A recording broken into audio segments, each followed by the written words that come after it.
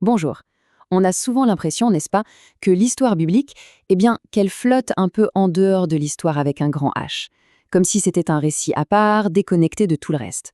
Aujourd'hui, on va justement essayer de remettre les pendules à l'heure, de la replacer là où elle doit être, sur la grande frise chronologique du monde. C'est un peu comme si on avait deux lignes de temps dans la tête qui n'arrivent jamais à se toucher.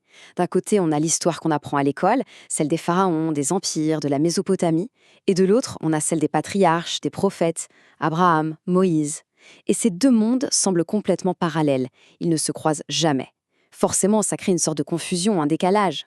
Du coup, la grande question c'est où est-ce qu'on place ces personnages exactement? Prenez Abraham ou Moïse, est-ce qu'ils existaient dans une sorte de bulle, un vide historique? Ou bien étaient-ils des hommes de leur temps qui vivaient et agissaient au beau milieu des grandes civilisations qu'on connaît? C'est précisément ça qu'on va tenter d'éclaircir. Ok, alors allons-y. Le cœur du problème, en fait, c'est qu'on est face à deux échelles de temps qui n'ont rien à voir. D'un côté, on a le temps scientifique. C'est vertigineux, on parle en milliards d'années pour l'univers, en centaines de milliers d'années pour l'Homo sapiens. Et de l'autre côté, on a le temps biblique traditionnel, qui lui démarre il y a à peine 6000 ans. Alors comment on fait pour faire le pont entre les deux?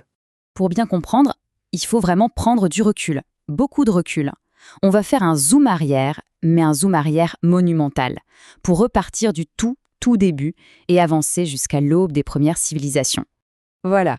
Cette chronologie, elle nous met face à l'immensité du temps qui s'est écoulé avant même qu'on puisse parler d'histoire humaine.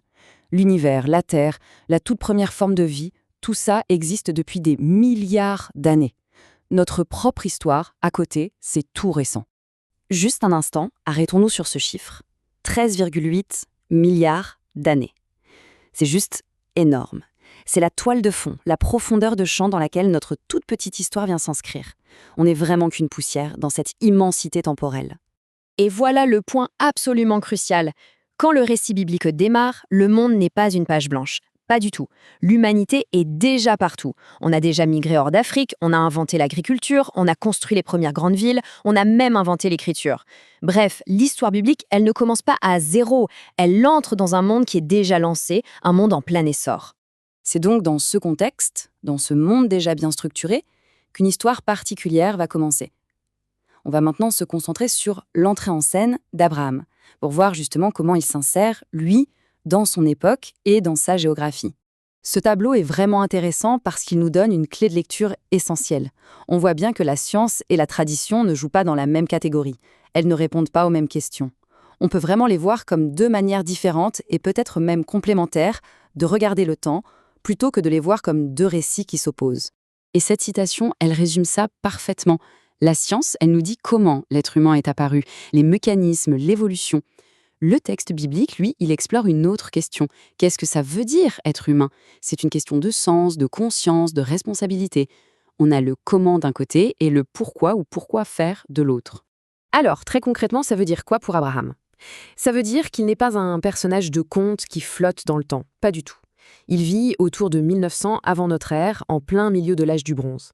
Il est le contemporain des grands royaumes de Mésopotamie, du Moyen Empire en Égypte. C'est un homme qui évolue dans un monde qui est déjà vieux, complexe et très connecté. Et à partir de ce moment-là, toute l'histoire qui va suivre, l'histoire d'Israël, va se construire dans un dialogue, ou plutôt dans une confrontation permanente avec les superpuissances de l'époque. Ce n'est absolument pas une histoire isolée. C'est une histoire qui se joue sur la grande scène du monde. Si on regarde la trajectoire de l'intérieur, c'est assez fulgurant. On part d'une seule famille, d'un clan nomade, et on arrive, près d'un millénaire plus tard, à la fondation d'un véritable royaume. Un État centralisé, avec une capitale, Jérusalem. C'est une évolution qui prend presque 1000 ans. C'est énorme. Et c'est vraiment là que tout se joue. Cette histoire interne, cette construction, elle ne se passe pas dans une bulle. Pas du tout.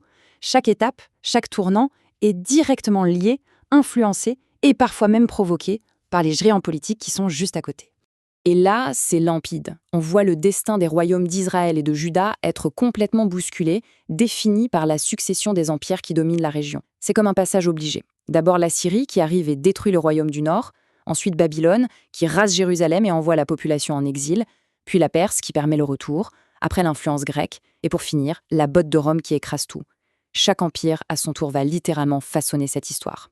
C'est ce dernier choc, la confrontation avec Rome, qui va provoquer la rupture la plus totale. Et c'est de cette rupture que va naître une transformation absolument radicale de l'identité même de ce peuple. L'année 70 de notre ère, c'est un point de bascule. La destruction du temple de Jérusalem par les Romains, ce n'est pas qu'une défaite militaire, c'est bien plus que ça. C'est la fin d'un monde. C'est la fin d'une manière d'exister qui était basée sur une terre, sur un État, sur un lieu de culte unique et central. Ce schéma le montre très bien. Avant l'an 70, l'identité reposait sur du concret, du solide. Le temple, le territoire, le royaume, les rituels de sacrifice. Après 70, tout ça a disparu. Les piliers de l'identité deviennent alors immatériels. On pourrait même dire portables.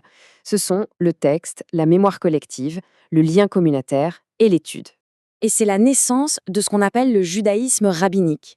C'est une invention, au sens noble du terme, absolument géniale. C'est l'idée d'une patrie portable. Une identité qui n'a plus besoin d'un lieu physique pour exister. Elle peut survivre, se développer et se transmettre n'importe où dans le monde parce qu'elle est basée sur des choses qu'on peut emporter avec soi. La connaissance et la mémoire. Bon alors, au terme de ce grand voyage à travers les millénaires, qu'est-ce qu'on doit retenir? Quelle est la grande idée à garder en tête? En résumé, voilà les points clés. Premièrement, l'histoire biblique n'est pas une histoire à part, elle fait pleinement partie de l'histoire du monde. Deuxièmement, elle s'inscrit dans un temps long, réaliste. Troisièmement, elle a été constamment façonnée par les grands empires qui l'entouraient. Et enfin, et c'est peut-être le plus fou, sa survie a été possible grâce à un changement radical, passé d'une identité liée à une terre à une identité fondée sur la mémoire. Donc, au final, ce qui est le plus remarquable, ce n'est pas d'imaginer une histoire qui serait hors du temps, comme par magie. Non, c'est l'histoire d'une persistance à l'intérieur du temps. Une histoire qui a réussi à traverser les siècles, à encaisser les chocs des empires, les exils, les destructions, en s'y adaptant sans cesse. Et tout ça, ça nous laisse avec une question vertigineuse. Une question qui dépasse largement ce seul récit. Comment une identité, n'importe laquelle, peut-elle bien faire pour survivre, pour perdurer à travers des millénaires de transformations permanentes? C'est une question qui reste évidemment totalement ouverte.